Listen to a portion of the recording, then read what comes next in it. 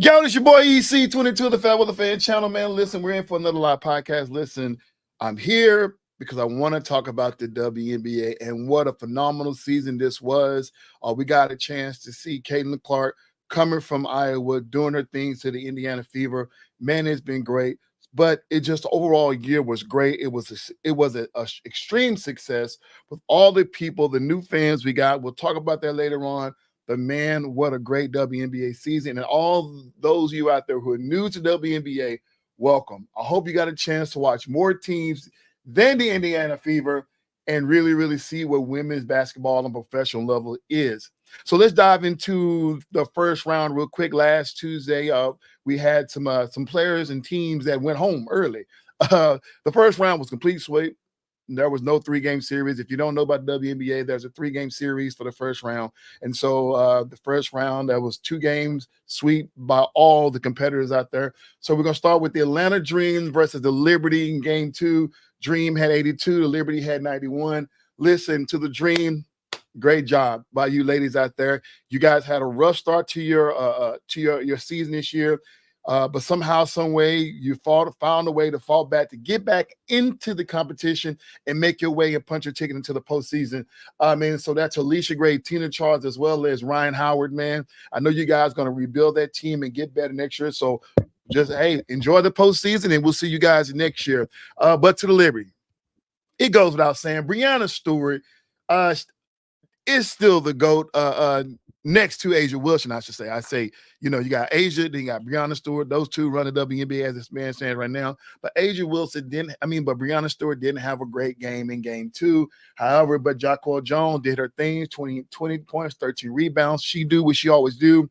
But it was Sabrina Ionescu who just came to play. Man, what did she do? She put 36 points on them. She shot lights out from three-pointer, but this is what we suspect out of Sabrina Ionescu. If you know who that is, this is the same lady who went against none other than Steph Curry in a three-point competition. So this is Sabrina Ionescu. She does what she does, man. So like I say, good job to the Liberty moving on to the next round. And once again, congratulations, and to the Atlanta Dream. Moving on to the Storm and the Aces. Listen, A'ja Wilson, MVP, the GOAT of the league, did her thing along with Kelsey Plum. They get the A'ja had 24, Chelsea had 29. Kelsey Plum had 29. The girl has been on fire ever since the Olympic break, man. But yeah, they did their thing, man. But listen, let me drop some names for you for the Seattle Storm. Nika Ogwumike, Gabby Williams, Ezzy, how you say her name? McBeggar, Skylar Diggins Smith. That's 4. Who am I missing? Oh, Jewel Lloyd. Where have you been, Jewel Lloyd? You are part of that starting 5. They're going to need you to contribute. We don't know. No one knows what's been going on with Jewel Lloyd since the postseason started, even after All-Star break. We don't know. What up, Lewis, man? Hey, Faith Talk Sports Radio at 7 o'clock. I'll be over there as well. Thanks, Lou, for watching, man. I jumped on a little early to get a little business out the way. But yeah, Jewel Lloyd, we need you. Well, it's too late now. You don't need you because you get to go ahead and sit on home and think about what your offseason going to look like. Well, see you again next year, Jewel Lloyd, and the Seattle Storm. Indiana versus the Connecticut Sun. This was a interesting matchup, to say the least. But we saw what happened game 1. Connecticut blew them out. Game 2, Indiana fought as hard as they could, but they left it all on the court. You're talking about the big 3, Aaliyah Boston, Kelsey Mitchell, along with Caitlin Clark. They came in, they fought hard, they left it all on the court. They did what they had to do, but it's unfortunately that Connecticut Sun and their defense, man, is tough. You're talking about Alyssa Thompson along with Dejanay Carrington. Dejanay Carrington, and also, with those girls out there. But listen, game 2 was so interesting because I think all season long we've underestimated the defensive power of the Connecticut Suns. It looked like the Indiana Fever started out right. They had an early lead in the first quarter. Things went a little chippy towards the end. They lost it towards the end. And then throughout the game, the Indiana Fever would have these spells to where they just couldn't seem to score. And that's what happened within a minute left into the game. It was a one-possession game. It could win either way. But once again, Indiana fell into that scoreless spell. And of course, the Connecticut Sun went on ahead and took that game by a score of 81 to 87 was what they ended that score with. So, like I said, Indiana, they left it all on the court. Caitlin had 25. She did her thing. She led the team. She put it all on the line. If you watch the game, it was rough for her, but she did what she did. But once she did what she does. So, Caitlin Clark, welcome to the WNBA. Thanks for bringing energy. Thanks for bringing that type of athleticism to the WNBA. We're going to watch her career as years to come. And more than likely, she will probably be an MVP of this league if she stay the course. Moving on to Phoenix Mercury and the Minnesota Lynx. Listen, what is there to say? Phoenix Suns, the Phoenix Mercury, they struggle. Brittany Griner was the leading scorer, but I'm saying they struggled. Not that they didn't play the game that they traditionally play, because they came and played a traditional Phoenix Mercury game. The struggle was they could not stop the Minnesota Lynx from nowhere. The score was 88 to 101. The Minnesota Lynx, one of the highest scoring teams in the WNBA. They came out and did just that against Diana Taurasi in the group. And man, listen, that Nafisa Collier. Now I know we call Asia Wilson to go. We give Breanna Stewart her flowers, but Vanessa Collier, y'all, at this point in the postseason, she's averaging 33 points. At this particular game 2 of the first round against Phoenix, she dropped 42. Woo! Listen, Vanessa Collier, man, she's a beast. She's doing her thing, man. So congratulations to the Minnesota Lynx and moving on to the second round. And once again, but the big story out of this game, the Phoenix Mercury as well as the Minnesota Lynx, the big story out of this game, and I want to know what you guys think. Diana Taurasi, will she retire? I don't know what you're going to do, Big D. You've been in this thing. You've been around for a long, long time. You're in your 40s. You're going on 20-plus years in this game. I would love to see her continue, but we don't know how much gas she has left in the tank. So it's all up to her whether she's going to continue her WNBA career, man. But much love. My salute to Diana Taurasi for being her. She is right now currently the greatest woman basketball player of all time, with Asia Wilson rising up on her heels, because you got to give credit where credit is due. She's been in this thing along with the likes of Cynthia Cooper, who I should say the least. So those are our top three. And then you can argue for Candace as well as Lisa Leslie. But in my opinion, in my vote, you got Diana Taurasi and you got Cynthia Cooper there as the GOATs. Moving on to the second round. And this is where it gets a little chippy, because we only had one game so far in the second round. They start tonight. So we're in the Final Four type of situation. The first game, Aces versus Liberty. Now, listen, Aces, they didn't come out and play the game they wanted to play. And I'm going to ask this question once again. The same question I asked for Jewel Lloyd, I'm going to ask the same question against the Las Vegas Aces. Chelsea Gray, where are you? We know what Asia Wilson can do. We know what the little Kelsey Plum can do. But Chelsea Gray, where are you? Between you, Chelsea Gray, between Jackie Young, Asia Wilson, along with Kelsey Plum, all made it to the Olympics. And all these women are coming to play except for you. Jackie Young does her thing. Kelsey does her thing. We know what Asia can do. But Chelsea Gray, where have you been? I don't know. And y'all, unfortunately, that the Aces, man, they don't have enough on the bench to survive. But it is what it is. Hopefully they can find something out of their bench. You're talking about Alyssa Clark, Tiffany Hayes coming off the bench is not doing enough, as well as their big girl, their starter, their center, Kia Stokes. They're not giving much action. So you guys going to have to find something from somewhere in order to bounce back against this Liberty team with Sabrina Ionescu as well as Breanna Stewart and them over there. So y'all going to have to do something. That game was 77 to 87, and it was worse than what it looked like. I'm just letting you know right now. So Aces, you're the reigning champs. If you want to go back to back, you gotta do something. Find some scoring from somewhere, from somebody. I don't know what you got to do, but you got to fix it and fix it quick. All right, the last game of the second round was the Connecticut Sun versus the Minnesota Lynx. Listen, remember what I said earlier about the Connecticut Sun and their defense? Now they're playing one of the high-scoring teams in the league. And oh, did they shut them down. The score was 73-7. Y'all, the Phoenix Sun win by committee. We talking about DeWanna Bonner. We talking about Alyssa Thomas, Brianna Jones, Maria Mabry, and Dajanae Carrington. All of these women are averaging double figures for the for the regular season. But it's not their offense, is that all 5 ladies do it on both sides of the court. Offense and defense, which makes this team tough to defeat. Now, I'm not going to knock what the Minnesota Lynx can do because, like I say, but they're going to have to bounce back and find some way to score. I mean, obviously, Phoenix Colley only had 19 points in this game. She did lead her team, which that's not saying a whole lot because, I mean, 19 points. She's going to have to score at least 25 to 30 points to give her team a chance to win, and they're going to have to get some help from others like Kayla McBride and stuff like that. So they're going to have to do something. So, listen. That's all I have to say about the WNBA postseason, y'all. It starts tonight. Watch. But I got the next couple of minutes, and I want to address some things right now, centering around the new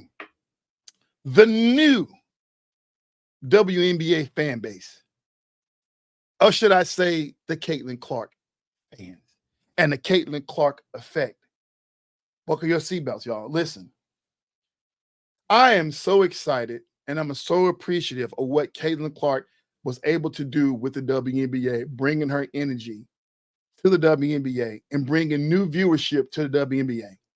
Because that's what the league needs. We appreciate it, and we applaud her for that. But let me say something, man. Listen, I want to address a few things about this whole situation. You know, every player in this league is not going after Caitlin Clark. That's number one. I want you guys to understand that because that was the narrative at the start of the season. Oh, the players in the WNBA, they're hating on Caitlin Clark. They're targeting her. They want to come out and get her. No, that's not true. Because here it is. I know you want to round it off to say, okay, 17% of the flagrant fouls were against Caitlin Clark. 17%. Let me ask you this question. When that number came out, I wanted to ask this question, but I wanted to be respectful, but I'm asking now. Why is that important? That 17% of the flagrant fouls were against Caitlin Clark. The reason why I'm asking why is court, is it something to look at? Maybe so, but flagrant fouls are part of the game. You know, there's a difference between a flagrant 1 and a flagrant 2. Flagrant 2 is intentional. Flagrant 1 is just a non-basketball move. Accident happens. If you swiping the ball and hit somebody's head, they automatically call that a flagrant 1 because you got to protect the players from getting serious injuries. But that does not mean it was intentional. Flagrant 2 is deemed intentional, and it gets you kicked out of the game. So none of the flagrant fouls on Caitlin Clark were flagrant 2s. Let's understand it. But the Caitlin fans are taking this and they're making something out of nothing. There were 35 flagrant fouls called in the WNBA. And yes, 6 of those was assessed to Caitlin Clark, which giving us the number to 17%. But where did the other fouls go to? Why we're not talking about those players? No disrespect to Caitlin, but it's a part of the game. And then here's the situation. 4 of those flagrant fouls were against were with games against the Chicago Sky. So when you say the whole league is after, the whole league is targeting her, there was only 3 teams that was involved in her 6 fouls, in her 6 flagrant fouls against her. Dallas Wings had 1, Los Angeles Sparks had another one, and the Chicago Sky had 4. And it wasn't by the same players. There was just him. The one that Angel Reese got was clearly not a flagrant foul. It was just a ref being petty. And I'm not saying that, I'm going to say they're being petty because this is the team that they played the most, and this is the team that had the most air time as far as been playing at prime time. And so, yeah, they're going to watch her like a hawk, and they're going to try to protect her. So they're going to be very, very, very, very, very, very, very generous with the whistle going towards Caitlin Clark because this is now the new money bag for the WNBA. And I totally understand that. But the fans out there, you got to stop it because you guys are doing the most. These new fans, you guys making all these videos and stuff like that, and it's not fair. It's not fair to the rest of the women in the WNBA. The women in the WNBA are not hating on Caitlin Clark. I want to let y'all understand, and I said this before, I'm going to say this again. They're not hating on Caitlin Clark. They're only stating the obvious and the facts. Listen, you have a bunch of women in this league, blood, sweat, and tears, who's been in here long before Caitlin Clark. And although we applaud Caitlin Clark for getting to this next level, but you cannot overlook and overshadow and disrespect the women that has been in this league, they're currently in this league playing longer, and act like they don't exist and automatically deem Caitlin Clark as being the GOAT. In any competition, in any sport, no matter what platform you got, competition is going to breed aggression. You got to come to play. You got to come out there and give your best on the court. Accidents happen. This is not a touchless sport. This is not tennis. This is not badminton. Basketball, I'm letting you tell y'all, is a contact sport, and things happen. It's not intentional. But you want to know who I blame it on? It's two people. It's first of all, it's the media. The media as a whole, not only the mainstream media, but also the social media. The new fans, you guys creating these different pages and YouTube clips and stuff like that, and all this clickbait material. A lot of y'all go on YouTube. Let me tell you something. When you go to YouTube, when you start seeing this stuff that have all these derogatory words and stuff like that, y'all don't click on this stuff, because all this stuff is baseless and it's senseless and it's irresponsible and it's negative. Don't click on that material, because I'm telling you, all the information is false. The WNBA is a group of sisterhood. There are a bunch of women who bound together. They just, unfortunately, they have to play against each other, but overall, they do respect and love each other for the sport. And when you start looking at all this clickbait material, listen, all this stuff is false. Don't get into that nonsense. Don't pave into these there are YouTubers and stuff like that that are trying to get clickbait and get all these likes, because they're now bringing a negative attitude to the game. This unfortunate situation. Listen to my girl Alyssa Thompson from the Phoenix. For the Connecticut Sun. Listen to what she got to say. My 11-year career, I've never experienced the racial comments from the Indiana Fever fan base. It's unacceptable, honestly. And there's no place for it. And we've been professional throughout the whole entire thing, but I've never been called the things that I've been called on social media and racial slurs. Come on, new WNBA fans. I'm calling them because this ain't us who's been in this thing for a while. It is the new WNBA fans. And listen, we appreciate you for driving the margin up. We appreciate you for coming, giving us the extra viewership. But we don't need this type of support in the WNBA. And I'm saying we because I've been a follower since '96. We don't need this type of negative support from you guys, because you're going out there throwing racial slurs. And I know we still live in America. I know there's things still out there that are just nasty, people out there. But come on now, the WNBA is not a place for no sports league, whether it be the WNBA, whether it be men's or women, whether it be soccer, MLB, football. There is no room for racism in sports, period. So new fans of WNBA, please stop it. And those of you see this stuff on social media, do not click on that nonsense, because it is not right and it's just disrespectful. Second, I blame the media, but we can't control people who have their own private accounts. But the mainstream media, you guys just sat back and you let this happen. Because let's be honest, y'all just jumped on the WNBA bandwagon. A lot of you guys, like, who some of you major sports figures or sports media figures, you guys never covered the WNBA until this season, because of the Caitlin Clark effect. And I get it. She's your meal ticket. She's going to bring in viewership when you guys talk about it. But don't hold this thing and be disrespectful. Don't hold this thing and be irresponsible. Just because you want to talk about Caitlin Clark to drive your numbers up, do not be irresponsible. Let me show you the situation. I'm going to talk about this video in a minute. Check this out. Did you, when you went and kind of swatted at Caitlin, did you intend to hit her in the eye? And if so, could you just, or if not, either way, could you talk about what happened on that play? I don't even know why I would intend to hit anybody in the eye. That doesn't even make sense to me. But no, I didn't. I didn't know I hit her, actually. I was trying to make a play on the ball, and I guess I followed through and I hit her. So obviously it's never intentional. That's not even like the type of player that I am. So yeah. Did you and Marina kind of laugh about it afterwards? It looked like there was later on in the game they caught you guys laughing about it. No, I just told you I didn't even know I hit her. So I can't laugh about something I didn't know happened. Y'all know who it is. That was I think that was a US Today, a reporter, Christina Brennan. Now, the disrespectful part of this, you go off in there and you tells another player when you intentionally tried to hit somebody. And like I say, in sports, accident happen. Nobody on no sports intentionally tried to hit somebody. And here's the crazy thing: there wasn't even a flagrant call on that. There was not even a flagrant call, anything on that. But here, this reporter is coming in and trying to push a narrative on Dejanay Carrington. That is Carrington. That's not. And then as she told her, "Hey, I didn't try to hit her. I didn't even know I hit her." She then goes around and turns around and say, "Oh, was you and your teammate laughing? You, Marina Mabry, up there laughing after the foul." She just told you she didn't even know she hit her. But then you turns around and try to catch her again. Y'all, this is the mainstream media, and this is what I'm talking about: the irresponsibleness of these reporters out there that are pushing the Caitlin Clark narrative that the league is coming out to get her. Now, Caitlin have went on and done her thing. She done her due diligence and let people know, listen, don't go out there and weaponize my name to push your agendas. She come out there and listen, it's just not from the Caitlin Clark fan. I got to step back and I have to say this. It is from both sides. Because as soon as the Caitlin Clark fans started getting crazy, now you got the haters who don't necessarily like Caitlin Clark. Now they're being disrespectful. In that same game that she got hit, Caitlin Clark ended up getting into it with a spectator on the side, where the spectator had to get pulled out by security.